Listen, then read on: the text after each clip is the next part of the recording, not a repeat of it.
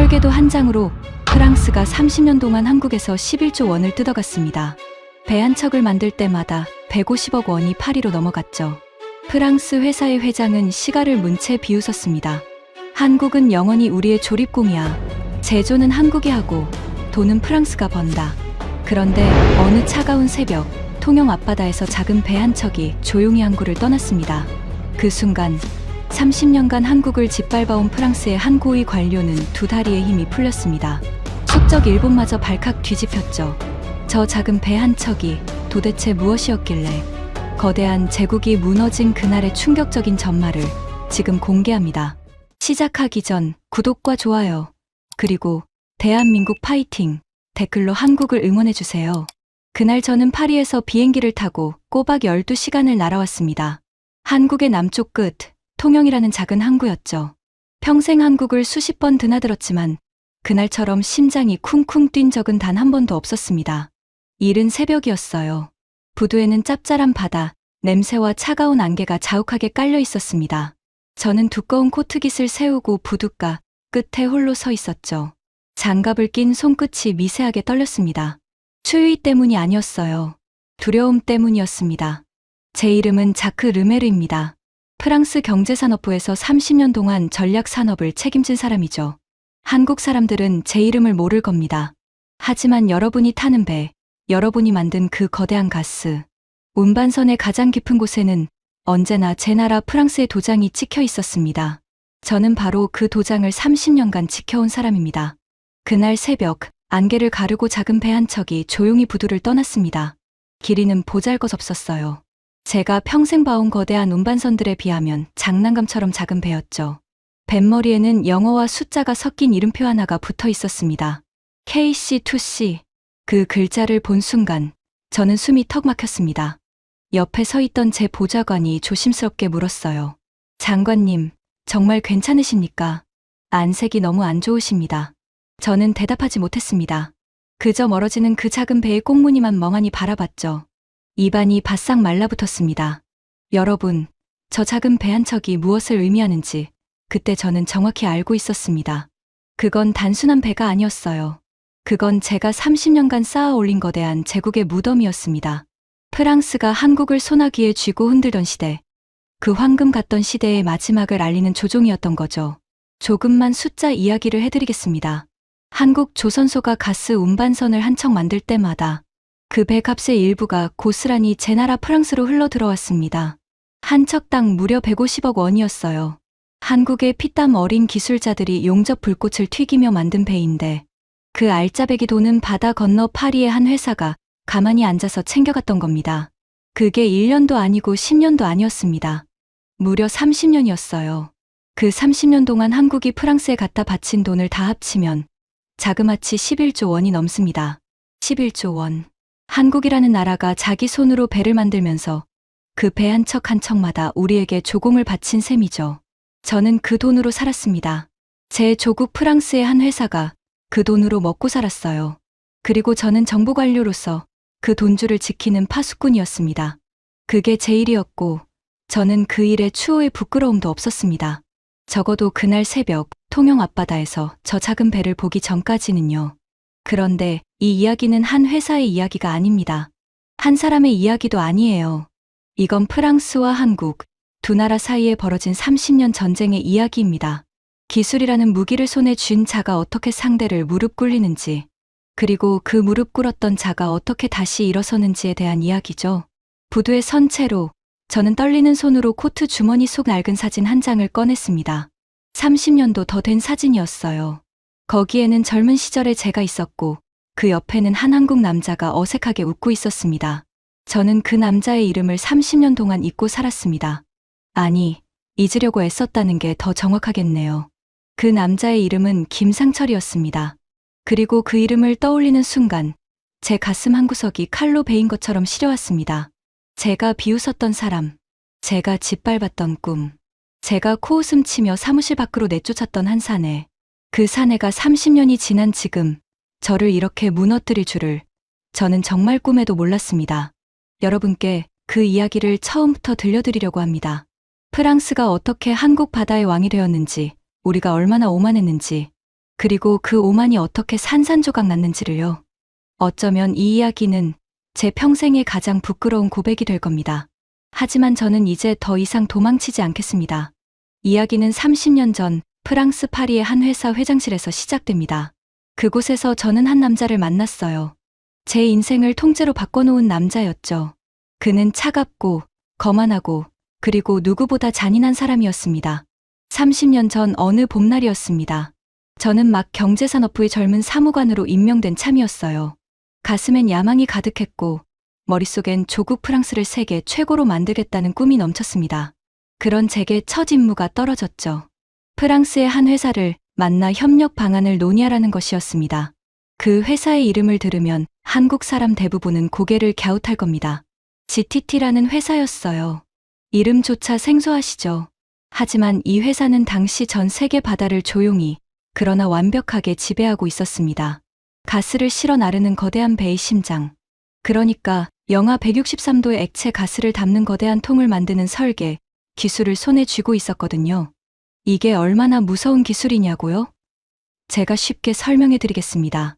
천연가스를 영하 163도까지 꽁꽁 얼리면 부피가 무려 600분의 1로 확 줄어듭니다. 그래야 배에 가득 실어 멀리까지 보낼 수 있죠. 그런데 이 끔찍하게 차가운 액체를 담을 통을 만드는 게 보통 일이 아니었어요. 평범한 강철판을 그 온도에 두면 유리처럼 와장창 깨져버립니다. 지금으로부터 80여 년 전 미국 클리블랜드에서 가스 저장 탱크 하나가 무너진 적이 있습니다. 영하의 차가운 기운이 받침돼 철근을 서서히 갉아먹고 있다는 걸 아무도 몰랐던 거죠. 결국 탱크가 깨지면서 거대한 불기둥이 치솟았고 100명이 넘는 사람이 목숨을 잃었습니다. 그 사건 이후 전 세계는 이 차가운 액체를 극도로 두려워하게 됐어요. 바로 그 두려운 난제를 제 조국 프랑스의 GTT가 풀어냈습니다. 특수한 금속판을 마치 천겹의 옷처럼 겹겹이 쌓는 기술이었죠. 영하 163도의 지옥 같은 환경에서도 갈라지지 않는 그 설계도 한 장이 전 세계 가스 운반선 10척 중 9척에 들어가게 됩니다. 무슨 뜻이냐면요. 세상에서 가스 운반선을 만들고 싶은 자는 누구든 무조건 우리 GTT의 머리를 조아리고 설계도를 비싼 돈 주고 사가야 한다는 뜻이었습니다. 그 회사의 회장실 문을 열고 들어선 순간을 저는 30년이 지난 지금도 또렷이 기억합니다. 회장실은 어마어마하게 넓었어요. 한쪽 벽은 통째로 유리창이었고 그 너머로 파리의 강이 햇빛에 은빛으로 반짝이고 있었죠. 두꺼운 가죽 소파에서는 값비싼 냄새가 풍겼고 공기 중엔 짙은 씨가 연기가 떠다녔습니다. 그리고 그 거대한 책상 뒤에 한 남자가 앉아 있었습니다. 에밀 보나르, GTT의 회장이었죠. 그는 손가락 사이에 시가를 끼운 채 저를 위아래로 천천히 훑어봤습니다. 그 눈빛이 어찌나 차갑던지 저는 등골이 서늘해지는 걸 느꼈어요. 마치 먹잇감을 가늠하는 맹수의 눈빛 같았습니다. 자네가 정부에서 보낸 새 얼굴인가? 그가 입을 열었습니다. 목소리는 낮고 부드러웠지만 그 안엔 칼날이 숨어 있었어요. 안게, 그리고 잘 들어. 자네가 알아야 할 건 딱 하나야. 이 세상의 모든 가스 운반선은 우리 손바닥 위에 있다는 것. 저는 마른 침을 삼키며 조심스럽게 물었습니다. 회장님, 요즘 동양의 한 나라가 조선업에 뛰어들었다고 들었습니다. 한국이라는 나라입니다. 그들이 위협이 되지는 않겠습니까? 그 말을 들은 보나르의 입꼬리가 천천히 올라갔습니다. 그리고 그는 웃었어요. 어깨를 들썩이며 마치 세상에서 가장 우스운 농담을 들은 사람처럼 한참을 웃었습니다. 그 웃음소리가 넓은 회장실에 차갑게 울려 퍼졌죠. 한국. 그가 시가 연기를 길게 내뿜으며 말했습니다. 그 손재주 좋은 조립공들 말인가. 르메르 군, 잘 듣게. 그들은 우리 설계도 없이는 영하 163도짜리 통 하나 만들지 못해. 그들은 그저 우리가 그려준 도면대로 철판을 자르고 용접하는 일꾼일 뿐이야. 영원히 그럴 거고. 그는 책상 위에 두 손을 깍지 끼고 몸을 앞으로 기울였습니다. 그 눈빛에는 어떤 망설임도 일말의 자비도 없었어요. 세상엔 두 종류의 나라가 있어. 머리를 쓰는 나라, 그리고 몸을 쓰는 나라. 우리 프랑스는 머리를 쓰지. 설계도를 그리고 도장을 찍고 돈을 받아. 한국 같은 나라는 몸을 쓰는 거야. 땀 흘려 배를 만들고 그 대가의 절반을 우리에게 갖다 바치는 거지.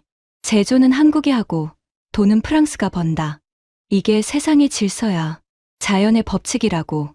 저는 그때 부끄럽게도 그 말이 옳다고 믿었습니다. 아니, 멋지다고까지 생각했어요. 젊고 야망에 찬 제게 보나르의 그 오만함은 강자의 여유처럼 보였거든요. 기술이 곧 국력이고 국력을 쥔 자가 약자를 부리는 건 당연하다고 여겼습니다. 그게 제 30년의 시작이었습니다. 그렇다면 한국이 도대체 어떻게 우리에게 그토록 꼼짝없이 묶이게 됐을까요? 보나르는 그날 제게 그 비밀 장부를 직접 보여줬습니다. 그가 책상 서랍에서 두꺼운 가죽 서류철 하나를 꺼냈을 때 저는 그 안에 적힌 숫자들을 보고 입을 다물지 못했습니다. 먼저 첫 번째 덫이 있었습니다. 보나르는 그걸 끼워 팔기라고 불렀죠. GTT는 한국 조선소의 설계도만 따로 팔지 않았습니다. 무조건 자기네 엔지니어링 서비스를 함께 묶어서 강제로 팔았어요. 한국 조선소가 설계도만 사고 나머지는 우리가 알아서 하겠다고 아무리 사정해도 소용없었습니다. 무조건 비싼 값에 통째로 사야 했죠. 두 번째 덫은 더 잔인했습니다. 보나르는 계약서에 무시무시한 조항 하나를 숨겨놨어요. 만약 조선소가 GTT 특허의 정당성에 대해 의문을 제기하면 우리는 언제든 계약을 끊어버릴 수 있다는 조항이었습니다. 무슨 뜻이냐면 우리 기술에 토를 다는 순간 너희에게 더 이상 설계도를 팔지 않겠다는 협박이었던 거예요. 배를 만들려면 무조건 GTT 설계도가 필요한 한국 조선소들은 부당한 조항을 발견해도 입을 꼭 다물 수밖에 없었습니다. 목줄이 잡혀 있었으니까요. 보나르는 그 서류철을 톡톡 두드리며 만족스러운 미소를 지었습니다. 이게 바로 권력이야, 르메르 군. 칼 한 자루 안 들고도 상대를 무릎 꿇리는 법이지. 저는 그 숫자들을 보며 현기증을 느꼈습니다. 한국 조선소가 배 한 척을 팔아서 남기는 이익의 절반이, 그러니까 정확히 그 절반이 우리 GTT의 통장으로 빨려 들어오고 있었어요. 한국이 죽도록 일해서 번 돈의 절반을 우리는 손가락 하나 까딱 안 하고 가져갔던 겁니다. 그뿐만이 아니었습니다. 그 무렵 GTT가 벌어들이는 전체 돈의 무려 85%가 오직 한국이라는 한 나라에서 나오고 있었어요. 다시 말해 우리 회사는 사실상 한국 조선소가 먹여 살리는 회사였던 거죠. 한국은 우리에게 황금알을 낳는 거위였고 보나르는 그 거위를 아주 안전하게 그리고 아주 잔인하게 품고 있었던 겁니다. 회장실을 나서며 저는 묘한 흥분에 휩싸였습니다. 이 거대한 돈줄을, 이 완벽한 지배 구조를 지키는 것이 앞으로 제 일이 될 테니까요. 하지만 저는 그날 알지 못했습니다. 그 완벽해 보이던 성벽에 이미 아주 작은, 그러나 결코 메울 수 없는 균열 하나가 생기고 있었다는 사실을요. 그리고 그 균열은 바다 건너 한국의 한 조선소에서 시작되고 있었습니다. 이야기를 제대로 이해하시려면 한국이 처음 어떻게 우리 소나기에 들어왔는지부터 알아야 합니다. 시간을 조금 더 거슬러 올라가 보겠습니다. 당시만 해도 가스 운반선 시장은 일본이 거의 완벽하게 쥐고 있었습니다. 일본은 모스 방식이라는 기술을 썼어요. 배 위에 거대한 알루미늄 공 모양 탱크를 올려놓는 방식이었죠. 사진으로 보면 마치 배 위에 거대한 축구공 여러 개가 줄지어 얹혀 있는 모습이었습니다. 일본 표준이 곧 세계 표준이던 시절이었어요. 그런데 그 무렵 한국이라는 나라가 조용히 그러나 무섭게 조선업에 뛰어들었습니다. 한국 정부는 아주 영리한 결정을 내렸어요. 가스를 수입할 때 남의 배를 빌리지 않고 우리 배로 직접 실어오겠다. 그 배는 우리 조선소가 만들겠다고 선언한 겁니다. 그때까지 가스 운반선을 단 한 척도 만들어 본 적 없는 나라가 말이죠. 무모해 보였습니다. 보나르는 그 소식을 듣고 또 한 번 코웃음을 쳤어요. 하지만 한국은 진심이었습니다. 일본의 모스 방식 대신 우리 프랑스 GTT의 멤브레인 방식을 선택한 거죠. 우리 설계도는 배의 사각형 공간을 빈틈없이 꽉 채울 수 있어서 같은 크기의 배에 가스를 더 많이 실을 수 있었거든요. 한국은 그 장점을 정확히 꿰뚫어 봤습니다. 그 순간부터 한국과 우리 프랑스의 운명적인 만남이 시작됐습니다. 그리고 동시에 한국의 길고 긴 굴종의 시대도 시작됐죠. 한국이 우리 설계도로 배를 만들기 시작하면서 우리가 한국에 보낸 것은 설계도만이 아니었습니다. 우리는 우리 엔지니어들을 한국으로 보냈어요. 한국 남쪽의 거제, 그리고 울산이라는 도시의 거대한 조선소로 말이죠. 명분은 기술 지도였습니다. 하지만 실상은 감시이자 간섭이었어요. 저는 젊은 사무관 시절 한국 조선소를 직접 시찰하러 간 적이 있습니다. 그때 제 눈으로 똑똑히 본 광경을 저는 30년이 지난 지금 부끄러움에 떨며 고백합니다. 거제의 조선소는 정말 거대했습니다. 끝이 보이지 않는 도크에 산처럼 거대한 배가 누워 있었고 수천 명의 한국 기술자들이 개미처럼 달라붙어 일하고 있었어요. 용접 불꽃이 사방에서 번쩍였고 쇠를 두드리는 소리가 천둥처럼 울렸습니다. 그 열기와 땀 냄새 속에서 한국 기술자들의 눈빛은 무서울 만큼 진지했죠. 그런데 그 거대한 현장의 한복판에 우리 GTT 엔지니어들이 팔짱을 끼고 서 있었습니다. 그들은 한국 기술자들이 하는 일을 일일이 감시했어요. 한국 기술자가 더 빠르고 효율적인 방법을 찾아내면 우리 엔지니어가 즉시 가로막았습니다. 안 돼. 우리 매뉴얼대로만 해. 그 한마디면 끝이었죠. 저는 그날 한 장면을 목격했습니다. 한 젊은 한국 기술자가 도면 한 장을 들고 우리 엔지니어에게 다가갔어요. 그는 서툰 영어로 하지만 눈을 반짝이며 무언가를 설명하려 했습니다. 자기가 생각해낸 더 나은 방법이 있다고요. 작업 시간을 크게 줄일 수 있는 아이디어라고 했죠. 우리 엔지니어는 그 도면을 거들떠보지도 않았습니다. 그저 손을 휘휘 저으며 차갑게 내뱉었어요. 너희가 뭘 안다고. 시키는 대로나 해. 그 젊은 기술자의 얼굴이 불그락불락해지는 걸 저는 똑똑히 봤습니다. 그는 입술을 깨물고 도면을 구긴 채 돌아섰죠. 그 뒷모습이 어찌나 쓸쓸하던지요. 그게 바로 그 시절 한국 조선업의 현실이었습니다. 세계 최고의 손기술을 가진 한국 기술자들이 우리 프랑스 회사의 매뉴얼에 발목이 꽁꽁 묶여 있었던 거예요. 한 보고서는 이렇게 분석할 정도였습니다. 한국이 배 한 척 만드는데 시간이 그렇게 오래 걸리는 이유는 GTT의 지나친 간섭 때문에 한국 조선소들이 스스로 더 나은 공법을 개발하지 못하기 때문이라고요. 그리고 바로 그 시찰에서 저는 한 남자를 만났습니다. 김상철. 제 코트 주머니 속 사진 속의 그 남자였습니다. 그는 당시 한국 조선소의 기술 연구를 이끌던 사람이었어요. 나이는 저보다 조금 위였고 손은 거칠었지만 눈빛만큼은 누구보다 형형했습니다. 시찰을 마치고 마련된 작은 만찬 자리에서 그가 제게 다가와 잔을 부리쳤어요. 그리고 어눌하지만 또박또박 잊을 수 없는 말을 했습니다. 르메르 씨. 그가 말했어요. 우리는 영원히 당신들의 매뉴얼대로만 살지는 않을 겁니다. 언젠가 반드시 우리 한국 사람들의 손으로 우리만의 기술로 이 통을 만들어낼 겁니다. 그날이 오면 우리는 더 이상 당신들에게 한 푼도 바치지 않을 거예요. 그 말을 듣는 순간 저는 와인을 마시다 말고 웃음을 터뜨릴 뻔했습니다. 보나르가 그랬던 것처럼요. 너무나 순진하고 너무나 무모한 꿈처럼 들렸거든요. 저는 잔을 내려놓고 그의 어깨를 툭 치며 말했습니다. 지금 생각하면 얼굴이 화끈거리는 정말 오만하고 잔인한 말이었죠. 김상철 씨. 꿈은 자유죠. 하지만 현실을 보세요. 영하 163도를 견디는 그 기술은 우리가 수십 년간 피땀 흘려 쌓은 거예요. 당신들이 따라오려면 또 수십 년이 걸릴 거고 그 사이 우리는 더 멀리 가 있을 겁니다. 한국은 그냥 지금처럼 우리가 그려준 도면대로 배를 잘 만들어주면 됩니다. 그게 서로에게 좋아요. 김상철의 얼굴에서 미소가 천천히 사라졌습니다. 그는 한참 동안 저를 바라봤어요. 화를 내지도 반박하지도 않았습니다. 그저 조용히 고개를 끄덕이고는 제게 등을 돌려 만찬장을 떠났죠. 그 굳은 등을 보며 저는 승리감에 젖었습니다. 또 한 명의 약자에게 현실을 일깨워줬다는 그런 우쭐함이었어요. 저는 그날 밤 호텔로 돌아와 깊이 잠들었습니다. 아주 편안한 잠이었죠. 제국의 파수꾼으로서 약자의 헛된 꿈 하나를 짓밟아준 하루였으니까요. 저는 그 김상철이라는 이름을 그날 이후 30년간 머릿속에서 깨끗이 지워버렸습니다. 하지만 여러분, 저는 그때 정말 몰랐습니다.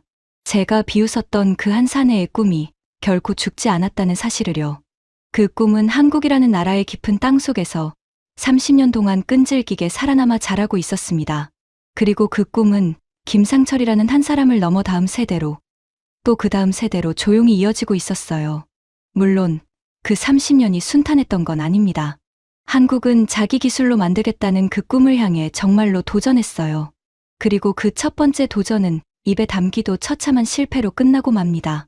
온 한국이 떠들썩하게 뛰어올린 그 첫 도전이 바닥으로 곤두박질 쳤을 때 저와 보나르는 파리의 회장실에서 샴페인을 터뜨렸습니다. 저는 그 실패를 보며 회심의 미소를 지었어요. 거봐, 내가 뭘 했어. 보나르는 시가를 문 채 낄낄거렸죠. 우리는 그 실패가 한국의 끝이라고 확신했습니다. 한국이 다시는 우리에게 도전할 엄두조차 내지 못할 거라고 믿었어요. 그것이 우리의 가장 큰 착각이었다는 걸 저는 한참 뒤에야 깨닫게 됩니다. 한국의 그 처참한 첫 실패는 끝이 아니었습니다. 그것은 진짜 반격을 위한 길고 고통스러운 준비의 시작이었을 뿐이었어요. 제가 그 소식을 처음 들은 건 파리의 GTT 본사 회장실에서였습니다. 한국이 마침내 자기들 손으로 가스 화물창을 만들었다는 소식이었어요. 자기 나라 기술로 설계한 통을 실제 배에 싣고 처음으로 바다에 띄운다는 거였죠. 한국형 1세대, 그들은 그 기술을 KC1이라고 불렀습니다. 한국의 모든 신문과 방송이 그 소식으로 떠들썩했어요. 30년 만에 처음으로 프랑스의 그늘에서 벗어나는 역사적인 배라면서요. 보나르 회장은 그 보고를 받자마자 자리에서 벌떡 일어났습니다. 그런데 화를 내는 게 아니었어요. 그는 박장대소를 했습니다. 배를 잡고 눈가에 눈물까지 맺힐 정도로 웃어댔죠. 넓은 회장실이 그의 웃음소리로 가득 찼습니다. KC1. 그가 시가를 비벼끄며 비웃었어요. 들어봤나? 르메르 군. 그 조립공들이 드디어 자기들끼리 통을 만들어 보겠다는군. 영하 163도가 뭔지도 모르는 자들이 말이야. 어디 한번 보자고. 그게 얼마나 처참하게 깨지는지. 저도 그 옆에서 웃었습니다. 부끄럽지만 사실입니다. 우리는 정말로 확신했어요. 한국이 실패할 거라고요. 그 차가운 액체의 무서움을, 그 기술의 깊이를 그들이 절대 따라올 수 없다고 믿었습니다. 보나르는 비싼 샴페인 한 병을 미리 준비해두라고 비서에게 지시했어요. 한국이 실패하는 그날 축배를 들겠다는 거였죠. 그리고 그날은 우리 예상보다 훨씬 빨리 찾아왔습니다. 한국의 두 척이 바다에 나간 지 얼마 지나지 않아서였어요. 그 배들에서 문제가 터졌습니다. 화물창 바깥 벽에 물방울이 맺히기 시작한 거예요. 차가운 부분에 이슬이 맺히는 현상이었죠. 이게 무슨 뜻이냐면 영하 163도의 끔찍한 냉기가 단열재를 뚫고 새어나오고 있다는 신호였습니다. 우리는 그걸 차가운 점, 콜드 스팟이라고 불렀어요. 화물창에 있어서는 절대로 일어나서는 안 되는 치명적인 결함이었습니다. 두 척의 배는 결국 운항을 멈췄습니다. 가스를 싣고 바다를 누벼야 할 배가 항구에 발이 묶여버린 거예요. 막대한 손실이 쏟아졌습니다. 그리고 한국 법원은 그 화물창의 구조적 결함에 대한 책임을 물었죠. 한국가스공사가 물어야 할 배상금은 무려 2,400억 원에 달했습니다. 한국의 첫 도전은 그야말로 처참한 실패로 끝나고 만 겁니다. 그 소식이 파리에 전해진 날, 보나르는 약속대로 샴페인을 터뜨렸습니다. 펑 하는 소리와 함께 거품이 솟구쳤고 그는 잔을 높이 들며 외쳤어요. 한국의 꿈을 위하여, 그 헛된 꿈을 위하여 건배. 회장실에 모인 우리는 모두 웃으며 잔을 부리쳤습니다. 저는 차가운 샴페인을 한 모금 마시며 생각했어요. 거봐, 내가 뭘 했어. 30년 전 한국의 그 만찬장에서 제가 했던 말이 떠올랐습니다. 한국은 그냥 우리가 그려준 도면대로 배를 잘 만들면 된다던 그 말이요. 저는 제가 옳았다는 확신에 가슴이 한껏 부풀어 올랐습니다. 하지만 더 잔인했던 건 그 다음이었어요. 보나르는 거기서 멈추지 않았습니다. 그는 한국 조선업계에 보내는 일종의 메시지를 흘렸어요. 여러 사람이 모인 한 국제 행사 자리에서 그는 기자들 앞에서 이렇게 말했습니다. 그 한마디가 한국 사람들의 가슴에 비수처럼 꽂혔죠. 한국 친구들이 좋은 교훈을 얻었기를 바랍니다. 기술이라는 건 돈으로 흉내낼 수 있는 게 아니에요. 그건 수십 년의 시간과 깊이가 만드는 겁니다. 한국은 배를 만드는 데는 재능이 있죠. 하지만 그 배의 심장을 만드는 일은 우리 프랑스에게 맡겨두는 게 모두를 위해 좋을 겁니다. 다시는 무모한 도전으로 아까운 돈을 날리지 않기를 바라요. 그 발언은 한국 전역에 그대로 보도됐습니다. 한국 사람들의 자존심은 갈기갈기 찢겼죠. 그리고 그 칼날의 가장 깊은 곳을 맞은 사람이 한 명 있었습니다. KC1의 개발을 처음부터 끝까지 이끌었던 사람. 바로 김상철이었어요. 여러분, 기억하시나요? 30년 전 거제의 만찬장에서 제게 언젠가 한국 손으로 통을 만들겠다고 말했던 그 형형한 눈빛의 사내 말입니다. 그는 그 꿈을 정말로 한 번도 버리지 않았어요. 머리가 희끗희끗해지도록 평생을 그 화물창 연구에 바쳤습니다. KC1은 그의 인생 전부가 담긴 작품이었던 거죠. 그런데 그 작품이 실패했습니다. 그리고 세상은 잔인했어요. 모든 비난의 화살이 김상철에게 쏟아졌습니다. 무모한 욕심으로 나라에 2,400억 원의 손실을 안긴 사람, 검증도 안 된 기술로 국민을 속인 사람, 사람들은 그를 그렇게 손가락질했어요. 한때 한국 조선업의 자존심으로 축혀 세워지던 그가 하루아침에 죄인이 되어버린 겁니다. 김상철은 모든 자리에서 물러났습니다. 30년을 바친 연구소를 떠나야 했죠. 그가 마지막으로 연구소를 나서던 날, 그 누구도 그를 배웅하지 않았다고 합니다. 등 뒤로 쏟아지는 차가운 시선만이 그를 따라왔을 뿐이었어요. 그는 그렇게 조용히 역사 속으로 사라지는 듯했습니다. 저는 그때 그 모든 일을 파리에서 와인 잔을 기울이며 지켜봤습니다. 김상철이라는 이름이 신문에 오르내리는 걸 보면서도 저는 그가 30년 전 그 만찬장의 사내라는 걸 까맣게 잊고 있었어요. 그저 또 한 명의 어리석은 한국인이 무모한 꿈을 꾸다 추락했다고만 생각했죠. 우리는 그것이 한국의 끝이라고 확신했습니다. 한번 이렇게 처참하게 무너졌으니 다시는 일어설 엄두도 내지 못할 거라고요. 한국은 영원히 우리 GTT의 설계도에, 우리의 매뉴얼에, 우리의 도장에 매달릴 거라고 믿었습니다. 매년 수천억 원의 돈을 우리에게 바치면서요. 하지만 우리는 한 가지를 몰랐습니다. 김상철이 연구소를 떠나면서 그가 빈손으로 떠난 게 아니라는 사실을요. 그는 자신의 인생 전부가 담긴 무언가를 조용히 누군가에게 건네고 떠났습니다. 그 무언가가 30년 뒤 우리 제국을 통째로 무너뜨릴 씨앗이 될 줄은 그 누구도 몰랐죠. 그리고 그 씨앗을 건네받은 사람은 공교롭게도 제가 아주 오래전에 한 번 만났던 사람이었습니다. 김상철이 연구소를 떠나기 전 그가 마지막으로 찾아간 사람이 있었습니다. 한지훈이라는 젊은 엔지니어였어요.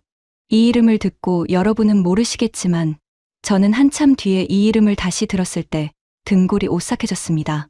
왜냐하면 한지훈은 30년 전 거제의 그 조선소에서 제가 봤던 바로 그 젊은 기술자였거든요. 우리 GTT 엔지니어에게 도면 한 장을 들고 갔다가 거들떠보지도 않은 채 손짓 한 번에 쫓겨났던 그 청년 말입니다. 입술을 깨물고 구겨진 도면을 들고 돌아서던 그 쓸쓸한 뒷모습의 주인공이요. 그날의 모욕을 한지훈은 평생 잊지 않았습니다. 그는 그 수치심을 가슴 깊이 새긴 채 김상철 밑에서 묵묵히 기술을 배웠어요. 김상철은 그런 한지훈을 친아들처럼 아꼈고요. 두 사람은 스승과 제자였고 같은 꿈을 꾸는 동지였습니다. 김상철이 한지훈을 찾아간 그날은 비가 추적추적 내리는 늦은 저녁이었다고 합니다. 한지훈의 작은 사무실 문을 두드린 김상철의 어깨는 흠뻑 젖어 있었어요. 머리는 백발이 성성했고 며칠 새 10년은 더 늙은 듯한 얼굴이었죠. 한지훈은 그런 스승의 모습에 가슴이 미어졌습니다. 선생님, 이 비를 다 맞으시고. 한지훈이 수건을 건네자 김상철은 고개를 저었습니다. 그리고 품에서 무언가를 꺼냈어요. 비에 젖지 않도록 비닐로 몇 겹이나 꽁꽁 싼 물건이었습니다. 그가 비닐을 천천히 벗기자 그 안에서 낡은 노트 한 권이 나왔어요. 표지는 닳고 닳아 모서리가 다 헤어져 있었습니다. 손때가 묻어 거뭇해진 그 노트는 김상철이 평생을 들고 다닌 연구 노트였어요. 그 안에는 30년간의 모든 것이 빼곡히 적혀 있었습니다. 영하 163도를 견디는 통을 만들기 위해 그가 흘린 땀, 수없이 실패한 실험들, 그리고 KC1이 왜 실패했는지에 대한 뼈아픈 분석까지요. 한군, 김상철이 떨리는 목소리로 말했습니다. 나는 이제 끝났네. 세상이 나를 죄인으로 만들었고 나는 더 이상 연구소에 남을 수가 없어. 하지만 말이야, 우리가 실패한 건 우리가 틀려서가 아니었어. 단지 아직 완성되지 않았을 뿐이야. 그는 노트를 한지훈의 두 손에 꼭 쥐어주었습니다. 그의 거친 손이 한지훈의 손을 감쌌어요. 여기, 이 안에 답이 있네. 콜드 스팟을 왜 못 막았는지, 단열을 어떻게 더 완벽하게 해야 하는지, 내가 죽기 직전까지 알아낸 모든 게 다 적혀 있어. 나는 이걸 완성하지 못하고 떠나지만 자네는 다를 거야. 자네는 30년 전 그 조선소에서 프랑스 놈들에게 도면을 빼앗기고도 포기하지 않았던 사람이잖나. 약속해주게. 반드시 우리 손으로 완성해주게. 한지훈의 눈에서 뜨거운 것이 왈칵 솟았습니다. 그는 노트를 가슴에 꼭 끌어안고 고개를 끄덕였어요. 목이 메어 말이 나오지 않았습니다. 한참 만에야 그는 겨우 입을 열었죠. 선생님, 반드시 완성하겠습니다. 우리 기술로 우리 바다 위에 띄우겠습니다. 그날이 오면 제일 먼저 선생님을 모시겠습니다. 김상철은 희미하게 웃었습니다. 그리고 다시 빗속으로 걸어 나갔어요. 그 구분등이 어둠 속으로 사라질 때까지 한지훈은 창가에 서서 노트를 끌어안은 채 한참을 울었다고 합니다. 여러분, 저는 이 이야기를 한참 뒤에 전해 듣고 제 자신이 너무나 부끄러워 견딜 수가 없었습니다. 제가 와인 잔을 기울이며 비웃던 그 실패 뒤에는 이런 사람들이 있었던 거예요. 평생을 바친 꿈이 무너졌어도 결코 포기하지 않은 사람들. 스승의 한을 제자가 이어받는 그런 뜨거운 마음을 가진 사람들이요. 그리고 한국이라는 나라는 그 한 사람의 꿈을 결코 외면하지 않았습니다. 한국 정부가 움직이기 시작했어요. 첫 도전의 처참한 실패에도 불구하고 한국은 다시 일어서기로 한 겁니다. 정부의 산업부처가 가스 화물창 기술의 국산화를 나라의 가장 중요한 과제 중 하나로 못 박았습니다. 단순히 한 회사의 일이 아니라 국가의 명운을 건 사업으로 격상시킨 거죠. 그러고는 한국의 모든 힘을 한 곳에 모았습니다. 정부와 한국가스공사가 앞장섰고 한국의 새 거대 조선소가 손을 맞잡았어요. 삼성중공업, HD현대, 그리고 하나오션이었습니다. 평소엔 서로 한 푼이라도 더 따내려 치열하게 경쟁하던 회사들이 이 일만큼은 한 배를 탄 겁니다.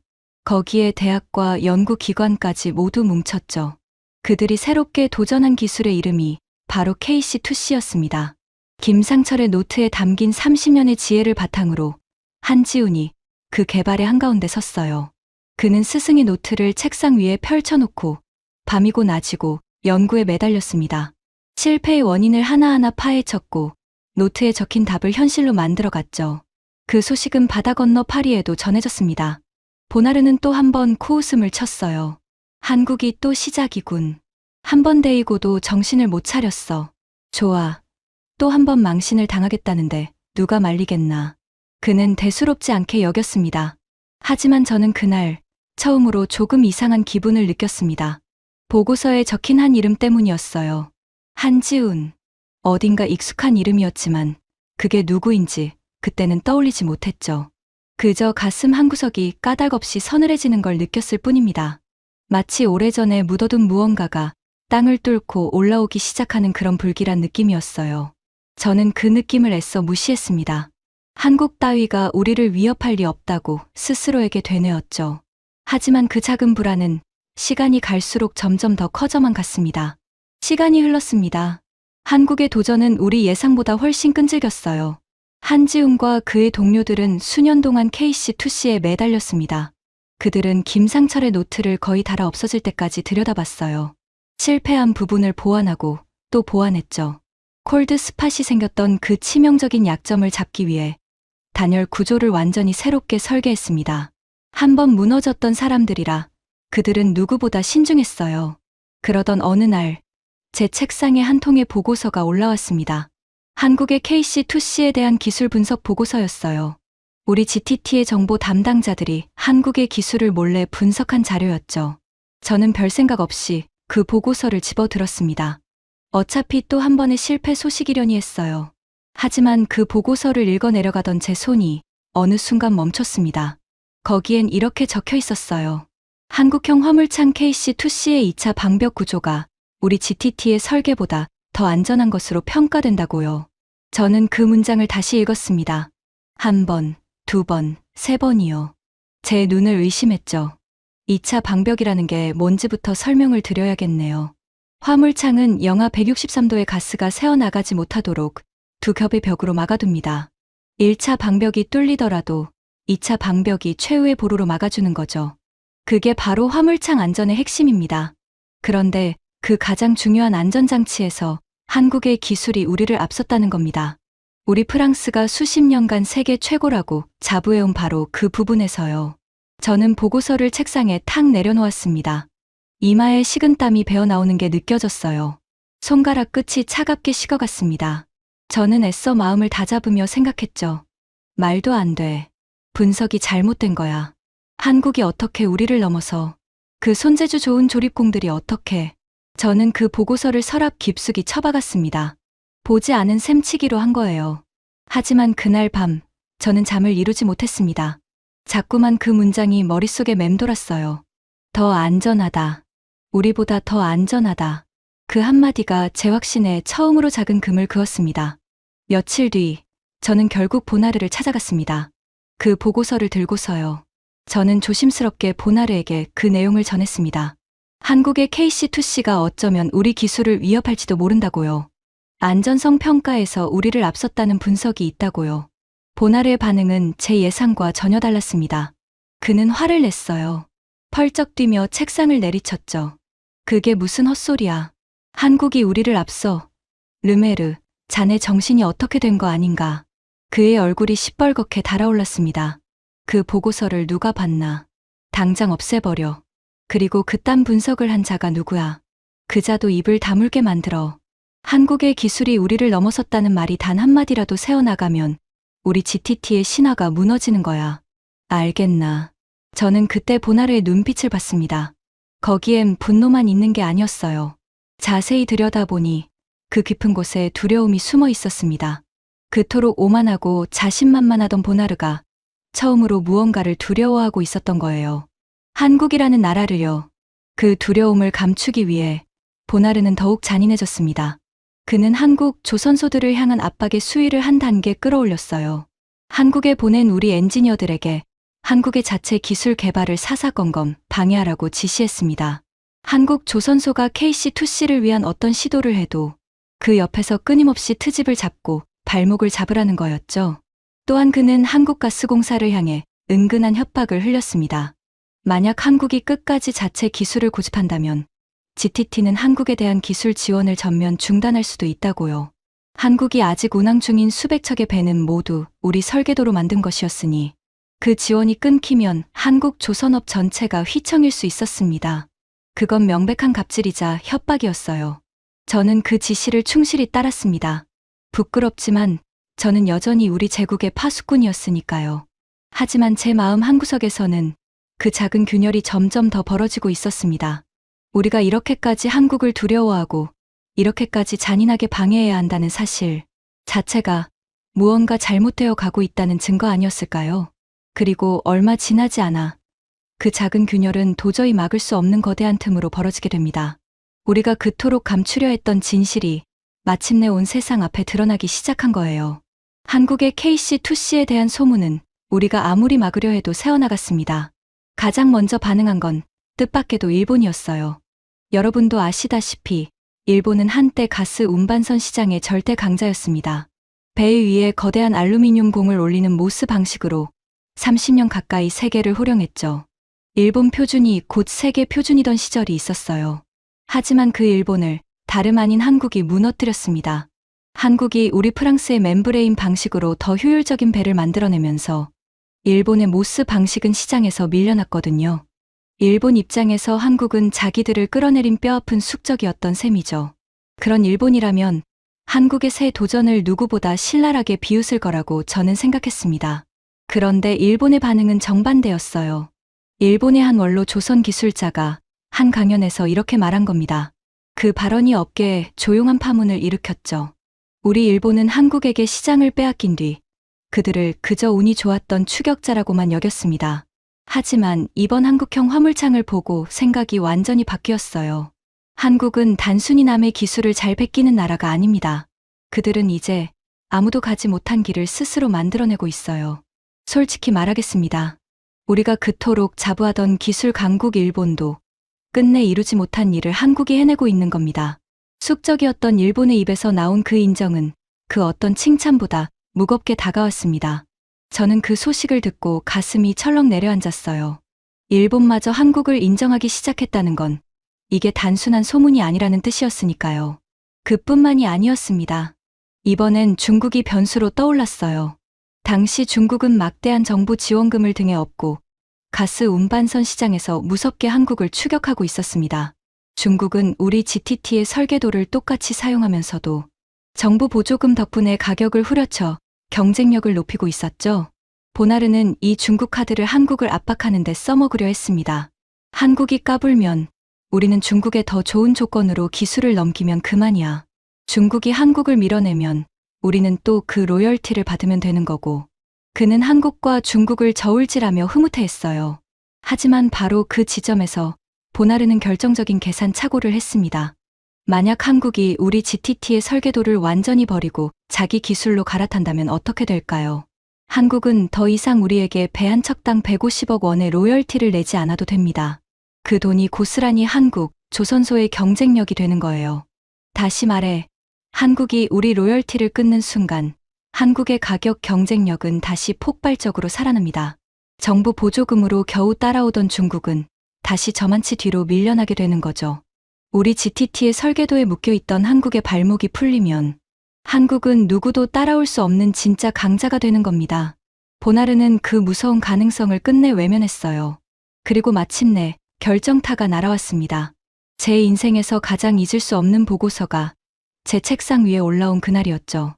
그 보고서에는 KC2C의 가장 핵심적인 성능 데이터가 담겨 있었습니다. 바로 기화율이라는 수치였어요.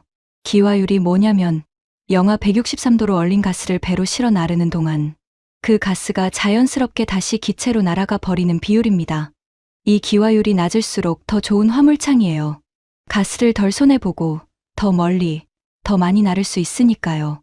수십 년간 이 기화율을 가장 낮게 잡는 기술은 우리 GTT의 것이었습니다.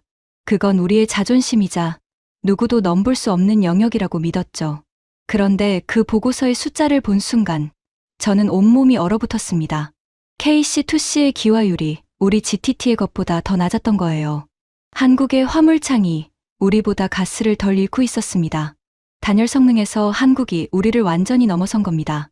저는 보고서를 든 채 한참을 멍하니 앉아 있었습니다. 사무실 창밖으로 파리의 잿빛 하늘이 보였어요. 멀리서 도시의 소음이 웅웅거렸죠. 하지만 제 귀에는 아무 소리도 들리지 않았습니다. 머릿속이 새하얗게 변했어요. 그 순간 저는 인정할 수밖에 없었습니다. 30년간 제가 믿어온 모든 것이 무너지는 소리를요. 한국은 우리를 따라온 게 아니었습니다. 한국은 우리를 넘어섰어요. 우리가 그저 손재주 좋은 조립공이라고 비웃던 그 나라가 어느새 우리가 평생 가보지 못한 곳에 가 있었던 겁니다. 보나르가 그토록 자랑하던 프랑스의 신화는 그저 우리가 만들어낸 환상에 불과했던 거죠. 저는 떨리는 손으로 그 보고서를 들고 다시 보나르의 회장실로 향했습니다. 이번엔 숨길 수가 없었어요. 이건 너무나 명백한 진실이었으니까요. 저는 보나르 앞에 그 보고서를 내려놓고 떨리는 목소리로 말했습니다. 회장님, 이제 인정해야 합니다. 한국은 모든 면에서 우리를 앞섰습니다. 안전성도, 단열 성능도요. 우리가 그들을 막을 방법은 없습니다. 그들이 자기 기술로 배를 띄우는 건 이제 시간 문제일 뿐입니다. 보나르는 그 보고서를 노려봤습니다. 그의 손이 부들부들 떨리는 게 보였어요. 한참의 침묵이 흘렀습니다. 그리고 그가 입을 열었을 때 저는 그가 끝내 정신을 차리지 못했다는 걸 알았습니다. 아니, 그가 이를 악물고 말했어요. 절대 인정 못해. 한국이 우리를 넘었다고?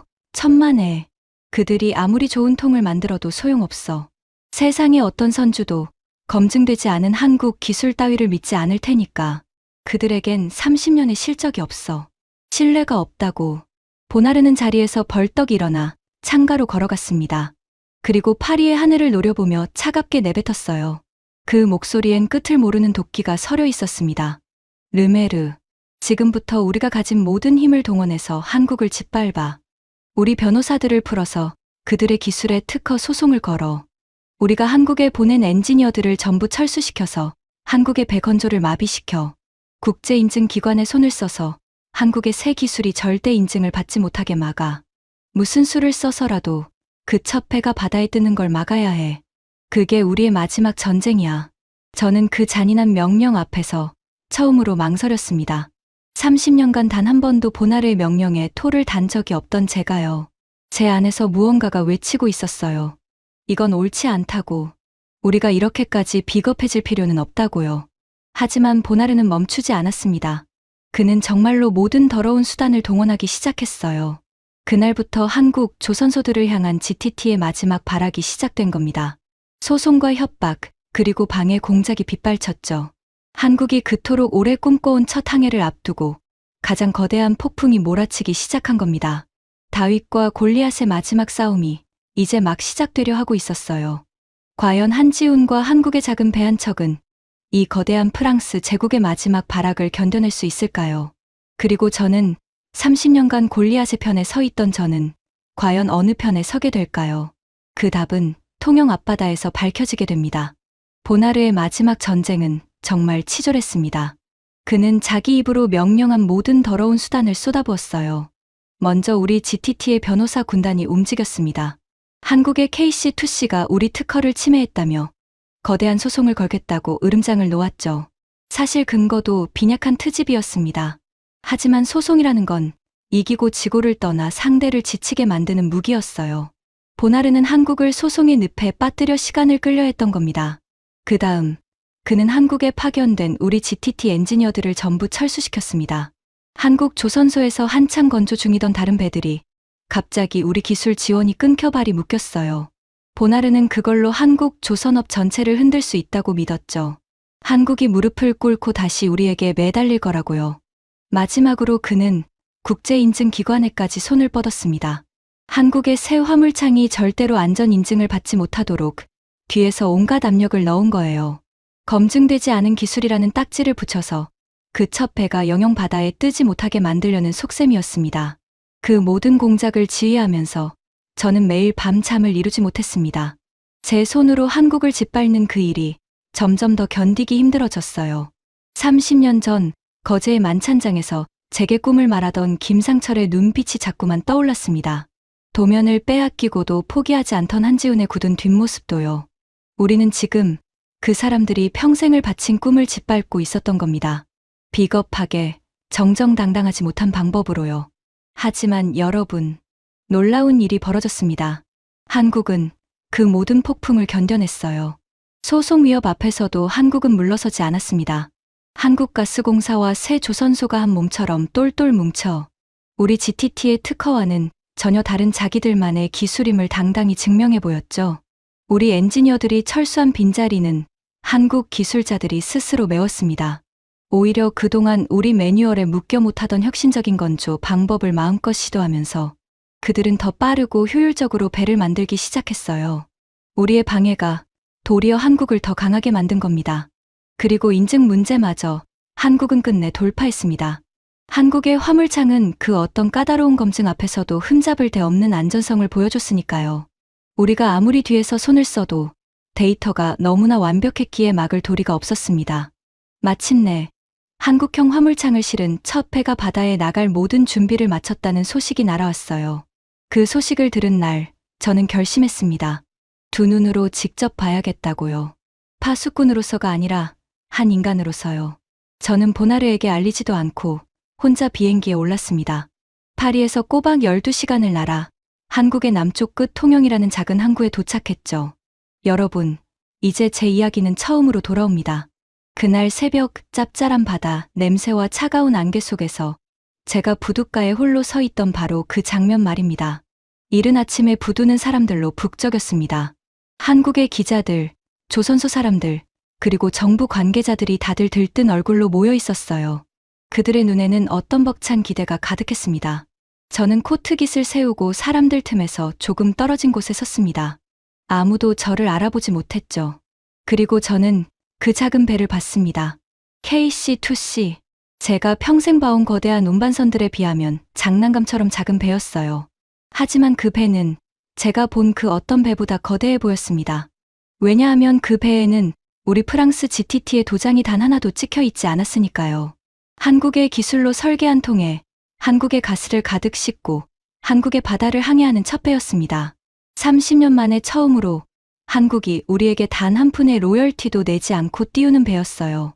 배 한 척당 150억 원씩 30년간 11조 원을 빨아가던 그 보이지 않는 사슬이 바로 저 작은 배에서 끊어진 겁니다.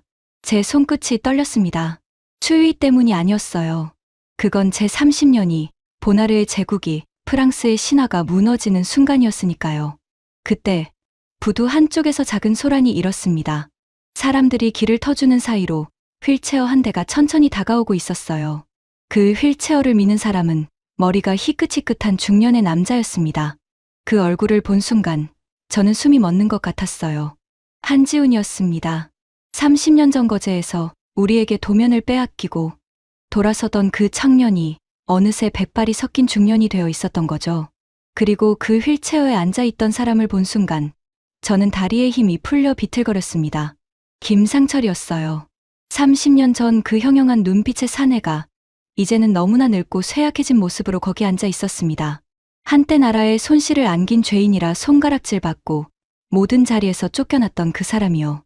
한지우는 휠체어를 부두 가장 앞쪽으로 밀고 갔습니다. 저 멀리 KC2C가 천천히 부두를 떠나는 모습이 가장 잘 보이는 자리였어요. 그러고는 김상철 앞에 한쪽 무릎을 꿇고 품에서 무언가를 꺼냈습니다. 비닐로 곱게 싼 달고 다른 노트 한 권이었어요. 30년의 손때가 묻은 김상철의 그 연구 노트였습니다. 한지우는 그 노트를 김상철의 무릎 위에 가만히 올려놓았습니다. 그리고 떨리는 목소리로 말했어요. 바람결에 그 목소리가 제 귀에까지 들려왔습니다. 선생님, 우리가 해냈습니다. 선생님이 주신 이 노트로, 우리 손으로, 우리 기술로 배를 띄웠습니다. 저기 보이세요. 저 배에는 더 이상 프랑스의 도장이 없습니다. 선생님이 평생 꿈꾸셨던 우리만의 배입니다. 약속드린 대로 제일 먼저 선생님을 모셨습니다. 김상철은 떨리는 손으로 그 낡은 노트를 어루만졌습니다. 그의 주름진 눈가에서 굵은 눈물이 주르륵 흘러내렸어요. 그는 멀어지는 배를 바라보며 오랫동안 아무 말도 하지 못했습니다. 그저 노트를 쓰다듬고 또 쓰다듬을 뿐이었죠. 30년의 한이, 30년의 서름이 그 눈물 속에 다 녹아 있었습니다. 한참 만에 김상철이 입을 열었습니다. 갈라진 목소리였지만 그 안엔 누구도 꺾지 못한 자부심이 가득했어요. 고맙네, 한군. 정말 고맙네. 나는 죄인이 아니었어. 우리는 틀리지 않았어. 단지 조금 일렀을 뿐이야. 그리고 자네가 그 꿈을 끝내 완성해줬어. 저는 그 광경을 멀리서 지켜보며 제 두 뺨이 뜨거운 것으로 젖어드는 걸 느꼈습니다. 30년간 단 한 번도 흘려본 적 없는 눈물이었어요. 부끄러움과 후회, 그리고 알 수 없는 어떤 벅찬 감정이 한꺼번에 밀려왔습니다. 제가 비웃었던 그 꿈은 결국 옳았습니다. 제가 짓밟으려 했던 그 사람들은 결국 이겼어요. 저는 그 자리에 서서 마음속으로 조용히 고개를 숙였습니다. 김상철에게, 한지훈에게, 그리고 30년 동안 우리에게 짓밟히면서도 끝내 꿈을 포기하지 않은 한국의 모든 기술자들에게요. 같은 시각, 바다 건너 파리의 GTT 본사는 완전히 다른 풍경이었습니다. 제가 나중에 전해 들은 이야기예요. 한국의 첫 항해 소식이 전해지자 회장실의 보나르는 미친 사람처럼 날뛰었다고 합니다. 그는 책상 위에 서류를 모조리 바닥에 내동댕이 쳤어요. 값비싼 시가 상자를 벽으로 집어 던졌고 비서들에게 고래고래 소리를 질렀습니다. 이럴 리가 없어. 이건 사기야. 한국 따위가, 그 조리콩들 따위가 우리를 이겼다고? 말도 안 돼. 그의 얼굴은 분노로 일그러졌고 입가엔 거품이 일었다고 해요. 하지만 그가 아무리 발버둥 쳐도 진실은 바뀌지 않았습니다.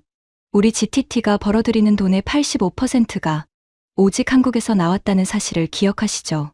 그 황금알을 낳던 거위가 이제 우리 손을 완전히 떠난 겁니다. 보나르가 그토록 잔인하게 품고 있던 그 거위가요. 그가 30년간 쌓아 올린 제국은 한국이라는 단 하나의 시장을 잃으면서 뿌리부터 흔들리기 시작했습니다. 끝까지 보나르는 자신의 잘못을 인정하지 않았다고 합니다. 그는 한국을 저주하고 세상을 원망하고 운이 나빴을 뿐이라고 우겼어요. 한때 칼 한 자루 안 들고도 상대를 무릎 꿇린다며 거만하게 웃던 그 남자는 이제 텅 빈 회장실에서 홀로 분노만 사기는 초라한 노인이 되어 있었습니다. 그것이 약자를 짓밟으며 군림하던 자의 마지막 모습이었어요. 통영의 그 작은 배 한 척이 정말 그렇게 큰 의미였을까요? 어떤 분들은 그렇게 생각하실지도 모릅니다. 고작 작은 배 한 척 아니냐고요. 하지만 여러분, 저는 단언합니다. 그 작은 배는 시작에 불과했습니다. 그리고 그 시작이야말로 가장 거대한 것이었어요. 생각해보세요. 한국이 만약 끝내 자기 기술을 갖지 못했다면 어땠을까요? 한국은 영원히 우리 프랑스의 로열티를 바치는 신세로 남았을 겁니다. 그뿐만이 아니에요. 앞으로 다가올 더 거대한 시장에서도 똑같은 굴종을 반복해야 했을 겁니다. 지금 전 세계는 새로운 시대로 나아가고 있습니다. 가스 운반선만이 아니에요. 깨끗한 에너지를 나르는 수소 운반선, 암모니아 운반선, 그리고 이산화탄소를 실어 나르는 배까지 차세대 선박의 시대가 활짝 열리고 있죠. 그런데 이 모든 미래의 배들 역시 영하의 극저온 액체를 담는 화물창 기술이 가장 핵심입니다. 다시 말해 그 극저온 기술을 가진 자가 앞으로 30년의 바다를 지배하게 되는 거예요. 만약 한국이 우리 GTT에 계속 묶여 있었다면 한국은 그 미래의 패권마저 우리에게 고스란히 내줘야 했을 겁니다. 우리가 가스 운반선으로 30년간 한국을 부려먹었듯이 또다시 30년을 그렇게 빨아먹었겠죠. 하지만 이제 모든 게 달라졌습니다. 한국은 자기 손으로 화물창 기술을 완성했어요. 그 기술을 발판 삼아 수소선도, 암모니아선도 한국이 직접 주도할 수 있게 된 겁니다. 다음 30년의 바다는 더 이상 프랑스의 것이 아닙니다. 그건 한국의 것이 될 거예요. 통영의 그 작은 배 한 척이 바로 그 거대한 미래의 문을 연 첫 열쇠였던 겁니다. 저는 한국에서 돌아온 뒤 30년간 몸담았던 자리에서 물러났습니다. 더 이상 그 일을 할 수가 없었어요. 약자를 짓밟고 그 위에 군림하는 일이 얼마나 부끄럽고 헛된 것이었는지를 마침내 깨달았으니까요. 이제 저는 그날 통영에서 본 것을 평생 잊지 못할 겁니다. 휠체어에 앉아 낡은 노트를 쓰다듬으며 눈물 흘리던 한 노인의 모습을요. 그 옆에서 무릎 꿇고 30년의 약속을 지킨 한 사내의 모습을요. 그리고 그들이 끝내 띄워 올린 프랑스의 도장이 없는 그 작은 배를요. 여러분, 저는 이제 알겠습니다. 진짜 강한 나라는 가장 좋은 기술을 가진 나라가 아니었어요. 한번 무너져도 다시 일어서고 비웃음을 당해도 꿈을 포기하지 않고 스승의 한을 제자가 이어받아 끝내 완성해내는 그런 끈질긴 사람들이 모인 나라였습니다. 우리 프랑스는 30년간 한국을 우리 손바닥 위에 있다고 믿었습니다. 하지만 사실은 우리가 그들의 인내심 위에서 잠시 군림했을 뿐이었어요. 그리고 그 인내심이 마침내 결실을 맺는 날, 우리의 시대는 끝이 났습니다. 너무나 당연한 일이었죠. 30년 전 거제의 만찬장에서 한 사내가 제게 했던 말이 있습니다. 언젠가 반드시 우리 한국 사람들의 손으로 통을 만들어낼 거라고. 그날이 오면 더 이상 당신들에게 한 푼도 바치지 않을 거라고요.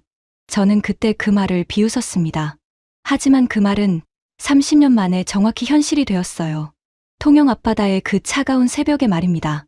이것이 30년간 한국을 짓밟았던 한 프랑스인의 부끄러운 고백입니다. 그리고 동시에 결코 포기하지 않은 한국이라는 나라에 바치는 늦었지만 진심 어린 경의입니다.